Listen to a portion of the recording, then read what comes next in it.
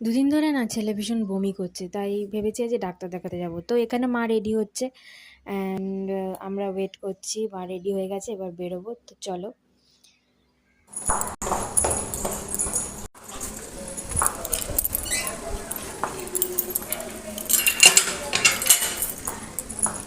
আর দুদিন ধরে এত গরম পড়েছে যে বলার কথা নয়। রাস্তায় এত ফুরফুরে হাওয়া দিচ্ছে যে কি মানে দারুণ লাগছে। আর আমরা টোটোতে করে যাব, তো টোটো এসে গেছে। তো টোটো জন্য দাঁড়িয়েছিলাম 5 মিনিট মতো।